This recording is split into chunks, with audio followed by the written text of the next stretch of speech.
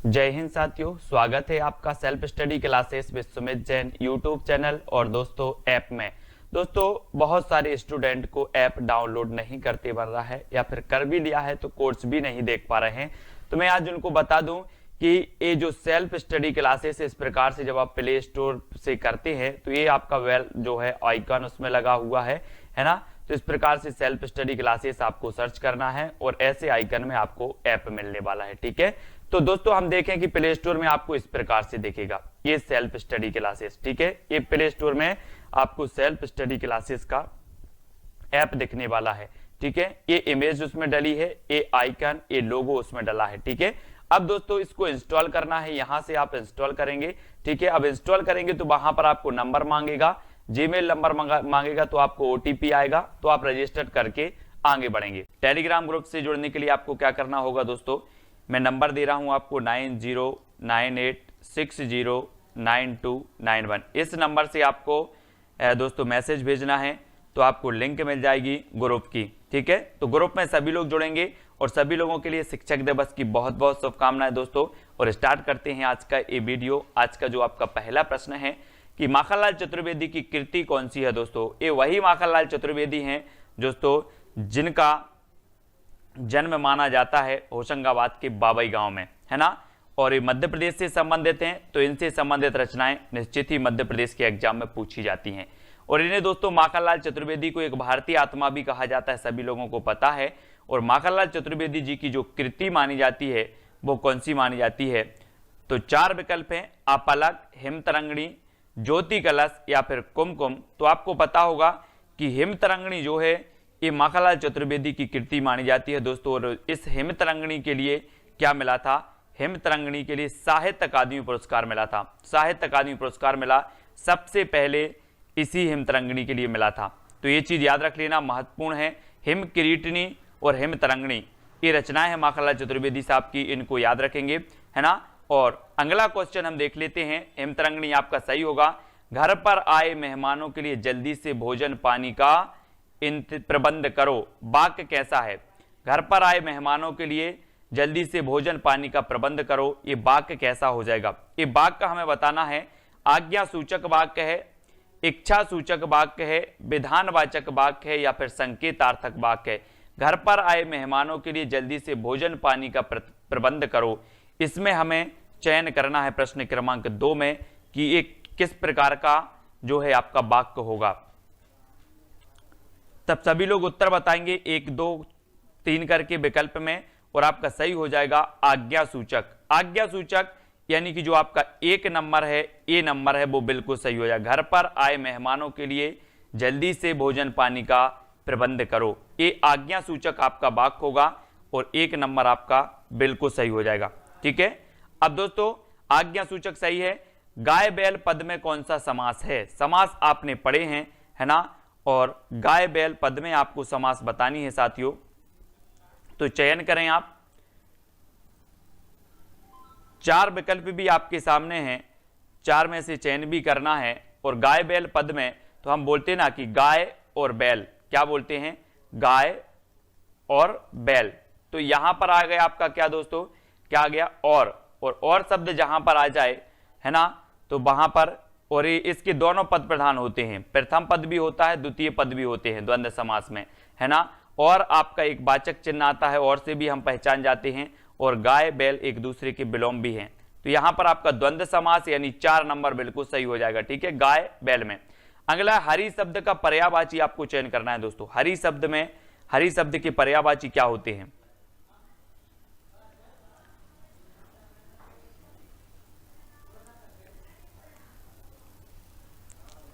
तो क्या हो जाएंगे हरि शब्द के 4 विकल्प हैं आपके, सर्प, विष्णु, मोर या फिर उक्त सभी। और इन 4 में से आपने चयन किया है कि सर सर्प भी है, विष्णु भी है और मोर भी है। ये तीनों हरि शब्द के पर्यायवाची हैं, सर्प, विष्णु और मोर, यानी कि आपका उक्त सभी जो है वो 4 नंबर विकल्प बिल्कुल सही होगा। ठीक है, 4 नंबर। फिर अगला क्वेश्चन देखते हैं, गड़गड़ाहट शब्द में प्रत्यय है, तो कौन सा प्रत्यय है गड़गड़ाहट में।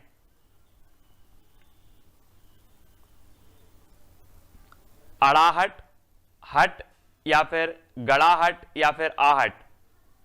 कौन सा प्रत्यय माना जाता है गड़गड़ाहट शब्द में? और आपने प्रत्यय पढ़े भी हैं। बोले सर प्रत्यय शब्द के अंत में लगकर अर्थ में परिवर्तन लाते हैं, है ना।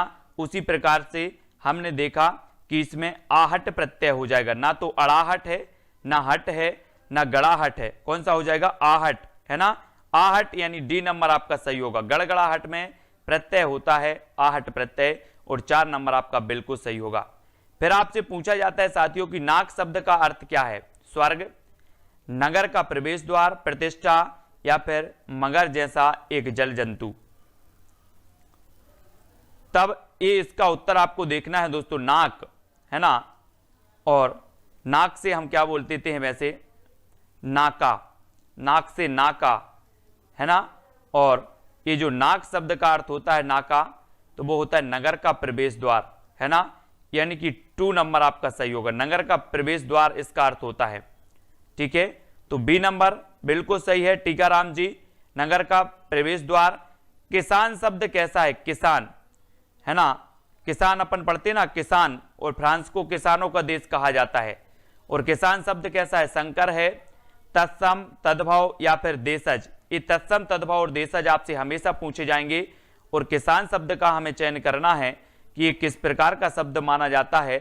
और यहां पर आपका सही उत्तर होगा कौन सा? किसान का हो जाता है तद्भव, है ना। और एक शब्द होता है कृषक, जो कृषक होता है वो कहलाता है आपका तत्सम, और कृषक से उत्पन्न हुआ किसान, है ना।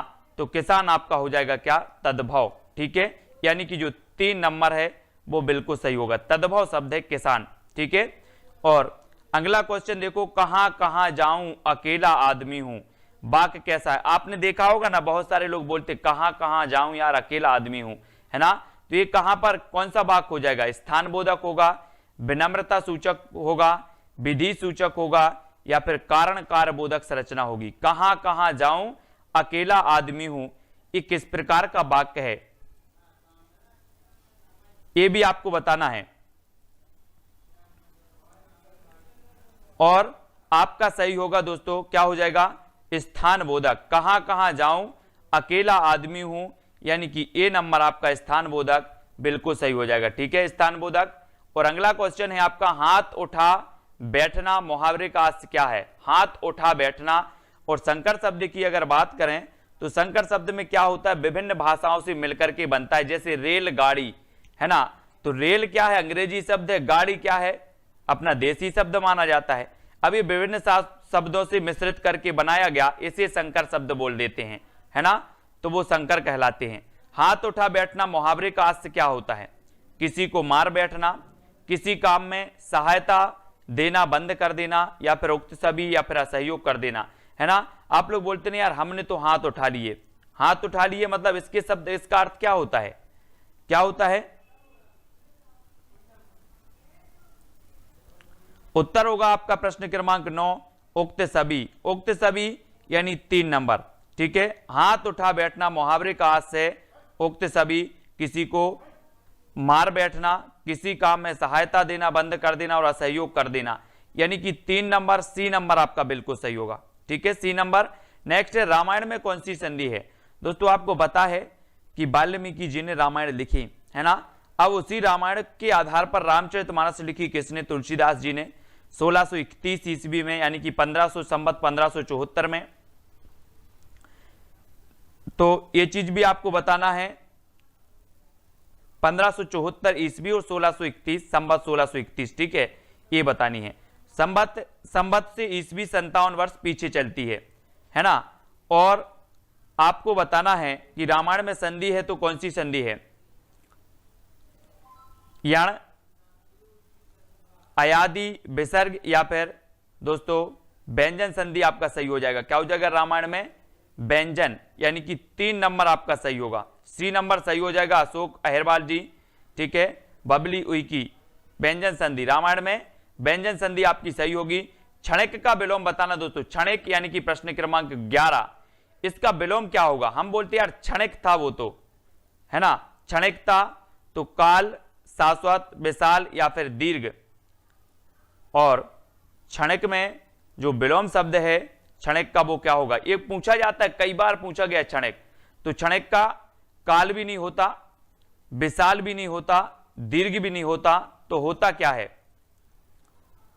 ठीक है, वो होता है आपका शाश्वत। क्षणिक का विलोम होता है शाश्वत, यानी कि जो आपका 2 नंबर है शाश्वत, वो बिल्कुल सही हो जाएगा।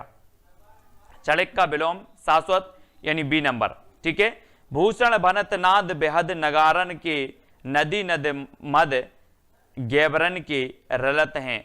ये पंक्ति में बताना कौन सा अलंकार है? भूषण भनत नाद बेहद नगारन के, नदी नद मद गैबरन के लरत हैं।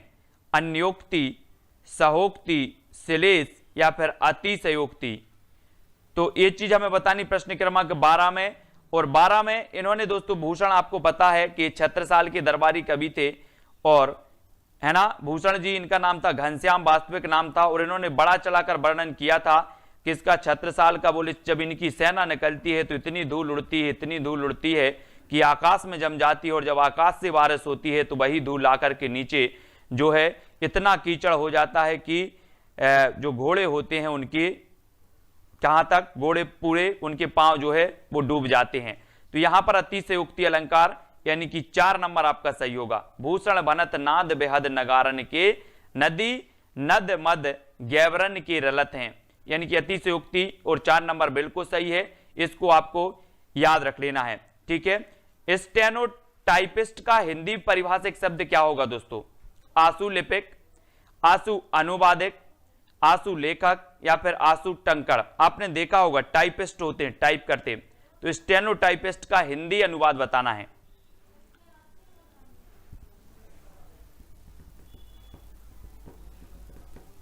तब आपका बिल्कुल सही आंसर क्या होगा? आशु टंकड़। आशु टंकक जो होते हैं वो डी नंबर। ठीक है, स्टेनोटाइपिस्ट यानी कि आशु टंकक, डी नंबर आपका बिल्कुल सही है। 4 नंबर आपका सही हो जाएगा।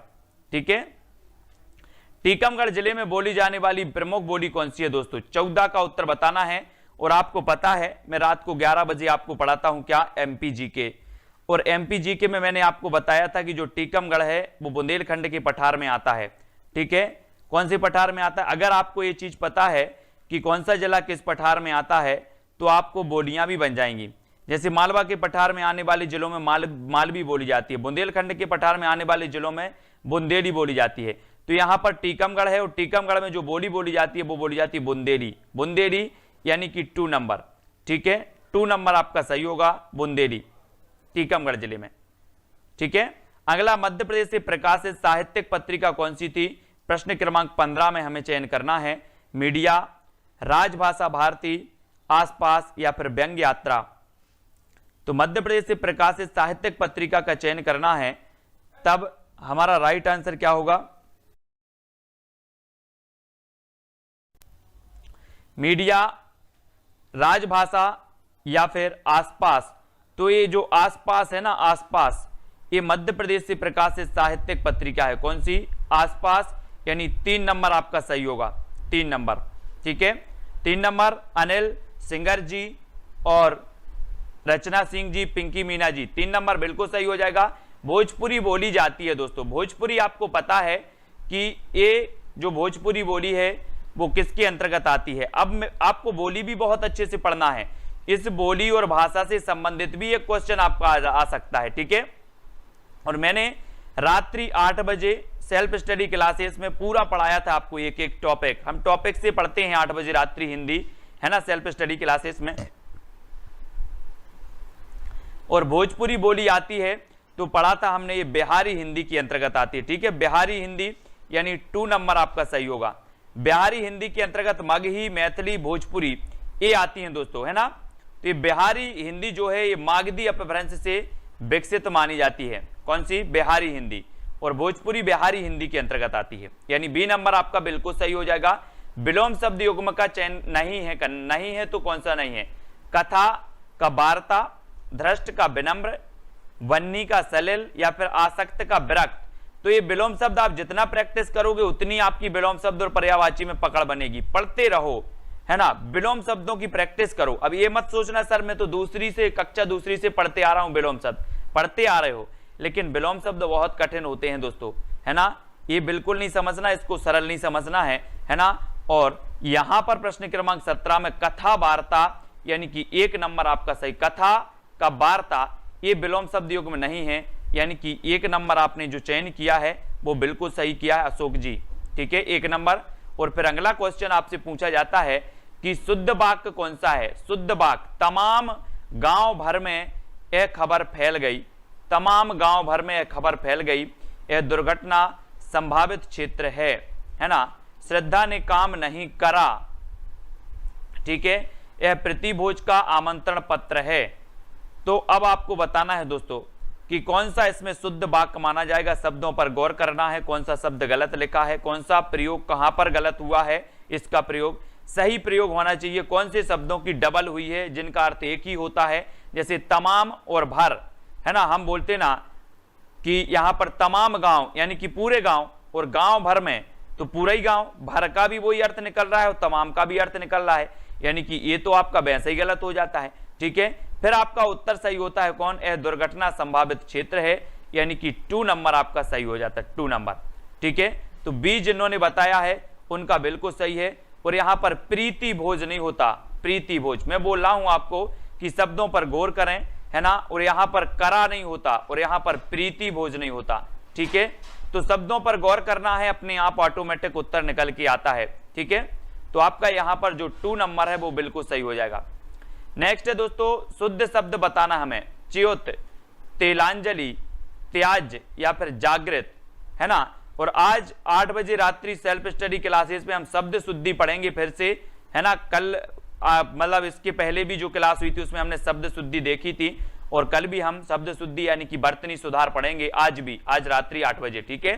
शुद्ध शब्द बताना है कौन सा है। च्युत है, तेलांजलि है, त्याज है या फिर जागृत है। ये शब्द शुद्धि भी बहुत परेशान करते हैं दोस्तों आपको, यहां से 1-2 नंबर वैसे ही काट ले जाते हैं। और उत्तर आपका सही होगा च्युत। च्युत जो दिया है, ए नंबर जो दिया है बिल्कुल सही है, ये शुद्ध शब्द शुद्धि में सही माना जाएगा, 1 नंबर, ठीक है। प्रश्न क्रमांक 19 का 1 आपने जो बताया वो बिल्कुल सही है, ठीक है। फिर अगला क्वेश्चन देख लेते हैं। समुच्चारित भिन्नार्थक शब्द युग में नहीं है तो कौन सा नहीं है। धीरे धीरे, निर्झर, निर्झर, नियति, नियत या फिर परोस, परोस, यानी कि प्रश्न क्रमांक 20 में उत्तर आपको बताना है कि समुच्चरित भिन्नार्थक शब्द कौन सा नहीं है। तो हमने देखा धीरे धीरे, है ना, निर्झर ये तो सही है, नियत ये भी सही है, परोस परोस ये भी सही है। तो उत्तर क्या हो जाएगा, उत्तर होगा आपका ए नंबर, ठीक है। इसका याद रख लेना, धीरे धीरे यानी 1 नंबर आपका बिल्कुल सही होगा, ठीक है। 1 नंबर आपका सही आंसर हो जाएगा। फिर आपको बताना है दोस्तों अगला जो अपना क्वेश्चन है, सुंदर का पर्यायवाची क्या है। सुंदर शब्द का पर्यायवाची, और ये पर्यायवाची हमेशा पूछे जाते हैं। तो रति होता है, ललित होता है, मधुर या फिर मसरण, क्या होता है दोस्तों। सुंदर शब्द का पर्यायवाची बतानी है, और जब हम पर्यायवाची का चयन कर रहे हैं तो आपको पता होनी चाहिए कि इसका सही उत्तर होगा ललित, है ना। सुंदर शब्द का पर्यायवाची होता है ललित, यानी कि 2 नंबर आपका बिल्कुल सही होगा। अब इसको आप लोग देख लेना, है ना, ये ललित आपका बिल्कुल सही हो जाएगा। फिर अगला क्वेश्चन है आपका, कौन द्वार पर राधे में हरि। ये कई बार पूछा गया है, कौन द्वार पर राधे में हरि, बानर का क्या काम यहां, है ना। तो यहां पर क्या हो रहा है, मैंने आपको कई बार बताया है कि जहां पर जानबूझकर गलत अर्थ लगाया जाए वहां पर कौन सा अलंकार होता है, ये चीज आपको बतानी है। तो चयन करें सभी लोग।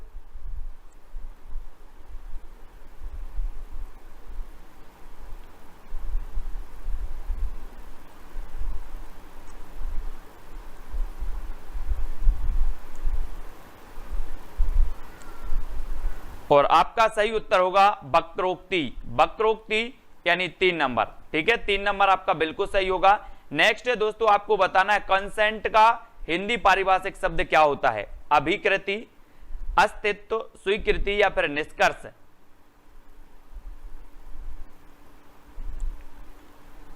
तो कौन सा हो जाएगा पारिभाषिक शब्द सही दोस्तों, आपको बताना है। और आपका सही होगा क्या, स्वीकृति, यानी कि जो 3 नंबर है वो पारिभाषिक शब्द आपका बिल्कुल सही होगा। ठीक है, 3 नंबर। और अगला क्वेश्चन है, अरुणिमा शब्द में प्रत्यय है तो कौन सा प्रत्यय है? अरुणिमा शब्द में कौन सा प्रत्यय हो जाएगा?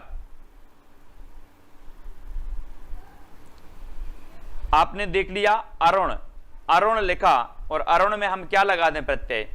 ढेमा लगाएंगे कि एमा लगाएंगे? बोले सर हम एमा लगा दें अगर तो हो जाएगा अरुणिमा, यानी कि आपका उत्तर जो बी नंबर है, 2 नंबर है, वो बिल्कुल सही होगा। अरुण में एमा प्रत्यय लगाया तो हो गया अरुणिमा, और बी नंबर सही होगा। अपेक्षा शब्द का अर्थ नहीं है, नहीं है बताना अपेक्षा का, चाह, प्रतीक्षा, विचारणा या फिर आवश्यकता, क्या नहीं है?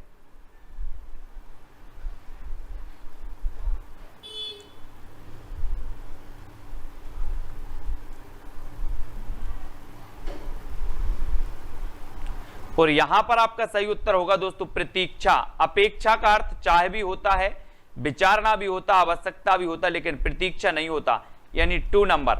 ठीक है, बी नंबर आपका बिल्कुल सही है। खेत रहना मुहावरे का अर्थ क्या है? खेत गिरवी रखना, वीर गति पाना, फसल बर्बाद होना या फिर उक्त सभी। खेत रहना इसका अर्थ क्या होता है? मुहावरे भी बहुत कठिन होते हैं दोस्तों। अब ऐसा मुहावरा पूछा गया जो आपने कभी पढ़ा भी नहीं होगा, खेत रहना, और खेत रहना आपसे जब पूछा गया तो इसका उत्तर हो जाएगा वीर गति पाना। खेत रहना यानी कि होता है वीर गति पाना, और 2 नंबर आपका बिल्कुल सही हो जाएगा, बी नंबर। ठीक है, खेत रहना, वीर गति पाना, बी नंबर बिल्कुल सही है। ठीक है, अगला है दोस्तों, जब धूप निकलेगी तब कपड़े धोएंगे, वाक्य कैसा है? जब धूप निकलेगी तब कपड़े धोएंगे, आज्ञा सूचक वाक्य है, इच्छा सूचक है, विधान है या संकेतार्थक? अब यहां पर बहुत अच्छे से देखना कि जब धूप निकलेगी तब कपड़े धोएंगे, ऐसे कपड़े नहीं धोएंगे हम, जब निकलेगी धूप तब धोएंगे। तो आपका सही उत्तर क्या होगा? यहां पर क्या किया गया? आप इच्छा से बोल रहे, नहीं बोल रहे, आज्ञा सूचक है, आज्ञा भी नहीं दे रहे, है ना, विधानवाचक है, ये भी नहीं है, तो उत्तर आपका क्या हो जाएगा फिर?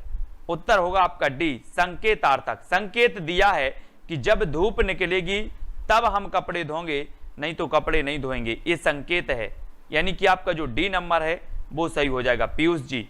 ठीक है, अगला बताना, राम कहानी पद में कौन सा समास है? राम कहानी, अव्ययी भाव समास, द्विगु समास, तत्पुरुष समास या द्वंद्व समास? तो हम क्या पढ़ते, राम की कहानी कि राम के लिए कहानी, या फिर राम की है जो कहानी? कैसे इसका विग्रह करेंगे दोस्तों? कौन सा समास इसमें हो जाएगा राम कहानी पद में? तो यहां पर आपको विग्रह करना है, और विग्रह आप करोगे राम की कहानी, यानी कि तत्पुरुष समास आपका बिल्कुल सही होगा। तत्पुरुष यानी 3 नंबर बिल्कुल सही हो जाएगा। प्रदीप गोयल जी, डिटेल वाली क्लास नहीं लगती है ना, राम कहानी पद में समास है तत्पुरुष समास, और 3 नंबर सी नंबर आपका बिल्कुल सही है। ठीक है, नेक्स्ट है जंगम का विलोम क्या है दोस्तों? जंगम, ये जंगम याद रख लेना, ऐसा कोई भी एग्जाम नहीं होगा जिसमें जंगम ना पूछा गया हो और जो रिपीट ना हुआ हो। कई बार रिपीट होता है, एग्जाम में पूछा ही जाता है। अब जंगम का लोगों को पता ही नहीं होता, आप खुद देखो, अगर आपने पढ़ा है पहले तभी आपको पता होगा, नहीं तो आप नहीं बता पाएंगे। यानी कि ऐसा विलोम है कि जंगम का विलोम। अब आप बताओ क्या होता है? चलायमान, गतिशील, प्रगतिशील या फिर जड़? और प्रश्न क्रमांक 9 में अगर आपने वास्तव में पढ़ा है तो आपका उत्तर होगा क्या? जड़। जड़ यानी कि आपका जो डी नंबर है, जंगम का विलोम होता है जड़। ठीक है, 4 नंबर आपका सही होगा। जिसने पढ़ा है वो ही बता पाएगा इसका जंगम का, तो इसलिए कहते हैं कि पढ़ो, विलोम शब्द बहुत कठिन कठिन पूछे जाते हैं, है ना। मध्याह्न में भोजन होगा, वाक्य कैसा है?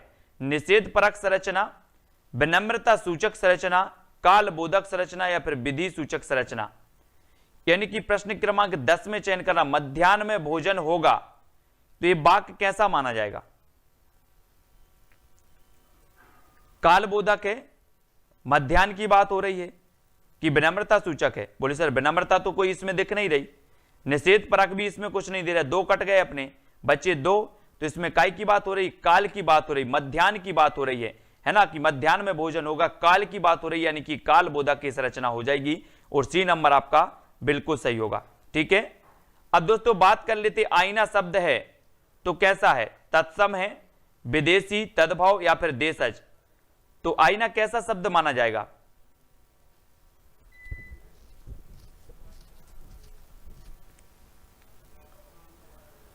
आईना, और आईना आपका हो जाएगा ये विदेशी शब्द है, विदेशी, है ना, कैसा है, विदेशी, ये अपने देश का भी नहीं है, तत्सम भी नहीं है, और हम बड़े अच्छे से बोलते आईना, है ना, और ये विदेशी शब्द है आईना। ठीक है, तो आपका जो विदेशी यानी कि 2 नंबर आपका बिल्कुल सही होगा, विदेशी। नेक्स्ट प्रश्न है आपका दोस्तों, सदैव में कौन सी संधि है? सदैव 4 विकल्प हैं, अयादि, वृद्धि, व्यंजन या फिर विसर्ग। और मैंने आपको कई बार ट्रिक बताई है कि संधि पहचानना बहुत कठिन चीज है ना, कठिन तो नहीं है, अगर आप पहचानते हैं तो बहुत सारे लोगों पे संधि बनती है, लेकिन मैंने एक ट्रिक भी आपको दी थी कि अगर 2 मात्राएं आ जाएं तो आपकी वृद्धि स्वर संधि हो जाती है, और 1 मात्रा आ जाए तो गुण स्वर संधि हो जाती है। तो यहां पर 2 मात्राएं आ गई इस प्रकार से, तो आप वृद्धि स्वर संधि लगा दो इसमें, है ना, यानी कि बी नंबर आपका बिल्कुल सही है, वृद्धि स्वर संधि। ठीक है, प्रश्न क्रमांक 12 में बी। अगला आपको बताना है दोस्तों, सूर्यकांत त्रिपाठी निराला की कृति कौन सी है? प्रश्न क्रमांक 13 में उच्छ्वास, निर्मला, महाराणा का महत्व या फिर तुलसीदास। दोस्तों आपको पता होगा सूर्यकांत त्रिपाठी निराला ये ओज के कवि कहे जाते हैं, क्रांतिकारी कवि कहे जाते हैं हिंदी साहित्य में, है ना, और इनकी बहुत सारी रचना है। एक रचना का नाम है जूही की कली, तोड़ती पत्थर, जूही की कली, है ना, ये परिमल, अनामिका, ये रचना मानी जाती है दोस्तों। और आप कहेंगे कि सर ये उर्मिला, उर्मिला नहीं है, उच्छ्वास नहीं है, महाराणा का महत्व भी नहीं है, तो बोले सर ये तो तुलसीदास कवि का नाम है, ये तुलसीदास कवि का भी नाम है और एक रचना भी है। जो दोस्तों ऐसा कोई भी एग्जाम नहीं होगा, चाहे यूपी टेट से उठा के ले लो, चाहे पीजीटी से ले लो, चाहे आपका एमपीएसआई ले लो, चाहे एमपी टेट ले लो, किसी भी एग्जाम हो, ये तुलसीदास रचना हमेशा पूछी गई है। क्योंकि यहां पर लोग कंफ्यूज होते हैं कि सर तुलसीदास तो एक कवि का नाम है, लेकिन ये रचना कहां से आ गई? तो तुलसीदास एक रचना है जो किसकी है? निराला जी की है, सूर्यकांत त्रिपाठी निराला की, ये आपको याद रख लेना है। ठीक है, क्योंकि तुलसीदास कैसे थे? निराले कवि थे, निराले कवि थे, इसलिए रचना भी निराला की हो जाएगी। ठीक है, इसको याद रखेंगे। और दोस्तों आपको पता होगा कि एक रचना और किसी कवि के नाम पर है, तो वो है मुक्तिबोध। मुक्तिबोध एक कवि का भी नाम है और मुक्तिबोध एक रचना का भी नाम है। ठीक है, ऐसे ही तुलसीदास एक कवि का भी नाम है, एक रचना का भी नाम है। तो मुक्तिबोध जैनेन्द्र कुमार की रचना है और तुलसीदास निराला की रचना है। ठीक है, और मध्य प्रदेश में न्यूज टुडे समाचार पत्र का प्रकाशन होता है, तो ये न्यूज टुडे का कहां से होता है? ग्वालियर, भोपाल, इंदौर या फिर जबलपुर से? तब आपका बिल्कुल सही आंसर होगा कि न्यूज टुडे जो है इसका होता है आपका इंदौर से, है ना, इंदौर, यानी कि 3 नंबर आपका बिल्कुल सही होगा। ठीक है, और मध्य प्रदेश की एकमात्र खेल पत्रिका खेल हलचल भी यहीं से निकलती है, खेल हलचल। ठीक है, और ये न्यूज टुडे भी कहां से निकलता है? इंदौर से निकलता है, इसको भी याद रखेंगे। कविवर बिहारी लाल की कृति बिहारी सत्सई है, तो मुक्तक काव्य से कहेंगे, खंड काव्य कहेंगे, गीति काव्य या फिर नीति काव्य। दोस्तों आपको पता है कि अगर दुनिया में सबसे ज्यादा टीका लिखी गई तो वो रामचरितमानस की लिखी गई। किसकी लिखी गई? रामचरितमानस की सर्वाधिक टीकाएं लिखी गई, और ये रामचरितमानस तुलसीदास जी की रचना है। ठीक है, लेकिन अगर बात करें कि दूसरे नंबर पर सर्वाधिक टीकाएं लिखी गई, तो वो बिहारी सत्सई की लिखी गई, और बिहारी सत्सई रीति काल के कवि माने जाते हैं दोस्तों। और बिहारी सत्सई में कितने दोहे हैं? 713 दोहे हैं, है ना, और बिहारी सत्सई बिहारी लाल की कृति मानी जाती है। और ये दोस्तों मुक्तक काव्य है। क्या है? मुक्तक काव्य, यानी कि 1 नंबर आपका बिल्कुल सही होगा। खंड काव्य नहीं है, ये मुक्तक काव्य माना जाता है बिहारी जी की। ठीक है, और आपने सुना होगा कि गागर में सागर, कौन कवि ने गागर में सागर भरा है? तो ये गागर में सागर भरने वाले भी कवि कौन है? बिहारी ही हैं, जिन्होंने रचना की थी कौन सी? बिहारी सत्सई, और इन्होंने गागर में सागर भरा है दोस्तों, है ना। आपने पढ़ी होगी, नर की और नर नील की गति समझे नहीं कोई, है ना। तो ये है दोस्तों किसमें? छंदों का क्रम बदल देने पर भी भाव स्पष्ट करने में जो है असुविधा नहीं होती। छंदों का क्रम भी बदल जाए तो भाव स्पष्ट करने में भी अभी असुविधा नहीं होती, तो वो किसमें नहीं होती? चंपू काव्य में नहीं होती, मुक्तक काव्य में नहीं होती, खंड काव्य में नहीं होती, या प्रबंध काव्य में नहीं होती। दोस्तों आपने पढ़े होंगे कि प्रबंध काव्य के दो भेद होते हैं। प्रबंध काव्य के कितने भेद होते हैं? दो होते हैं। कौन कौन से होते हैं? एक तो होता है खंड काव्य और एक होता है महाकाव्य। ठीक है, ये दो भेद प्रबंध काव्य के होते हैं। और यहां पर पूछा गया कि किसमें छंदों का क्रम बदल देने पर भाव स्पष्ट करने में असुविधा नहीं होती, तो वो नहीं होती मुक्तक काव्य में। मुक्तक काव्य यानी कि बी नंबर आपका बिल्कुल सही हो जाएगा यहां पर। ठीक है, बी नंबर, इनको भी आपको याद रख लेना है। ठीक है, अगला है दोस्तों, विलोम शब्द युग में नहीं है तो कौन सा नहीं है? निस्वार्थ, परामार्थ, परमार्थ, गमन, पुनरागमन, अनुज, अग्रज, आयात या फिर निर्यात। अब दोस्तों बात हिंदी की आती है तो हिंदी में आपको कुछ रचनाएं भी पढ़नी होंगी। एक दो क्वेश्चन आपकी रचनाओं से भी पूछ लिए जाते हैं जेल प्रहरी एग्जाम में। ठीक है, तो विलोम शब्द युग में नहीं है बताना। यहां पर युग में की बात हो रही है। निस्वार्थ का परमार्थ है ना, गमन का पुनरागमन, अनुज का अग्रज, आयात का निर्यात। तो दोस्तों यहां पर आपका अनुज अग्रज ये तो दोनों कट गए। ठीक है, अब दो बचे, गमन का पुनरागमन। तो यहां पर आपका जो 2 नंबर है ए भी कट गया। उत्तर क्या होगा? उत्तर होगा आपका ए, निस्वार्थ और परमार्थ। हम बोलते ना कि हम निस्वार्थ सेवा करते हैं, हम परमार्थ की सेवा करते हैं, बात तो एक ही है। बात एक ही है ना, चाहे निस्वार्थ हो चाहे परमार्थ हो, ये बात एक ही है। यानी कि 1 नंबर इस शब्द योग में नहीं है, सही विलोम शब्द योग में नहीं है, यानी ये नंबर आपका बिल्कुल सही हो जाएगा। दोस्तों बहुत सारे स्टूडेंट को ऐप डाउनलोड नहीं करते बन रहा है, या फिर कर भी लिया है तो कोर्स भी नहीं देख पा रहे हैं। तो मैं आज उनको बता दूं कि ये जो सेल्फ स्टडी क्लासेस इस प्रकार से जब आप प्ले स्टोर से करते हैं तो ये आपका जो है आइकन उसमें लगा हुआ है ना। तो इस प्रकार से सेल्फ स्टडी क्लासेस आपको सर्च करना है और ऐसे आइकन में आपको ऐप मिलने वाला है। ठीक है, तो दोस्तों हम देखें कि प्ले स्टोर में आपको इस प्रकार से दिखेगा ये सेल्फ स्टडी क्लासेस। ठीक है, ये प्ले स्टोर में आपको सेल्फ स्टडी क्लासेस का ऐप दिखने वाला है। ठीक है, ये इमेज उसमें डली है, ये आइकन, ये लोगो उसमें डला है। ठीक है, अब दोस्तों इसको इंस्टॉल करना है, यहां से आप इंस्टॉल करेंगे। ठीक है, अब इंस्टॉल करेंगे तो वहां पर आपको नंबर मांगेगा, जीमेल नंबर मांगेगा, तो आपको ओटीपी आएगा, तो आप रजिस्टर करके आगे बढ़ेंगे।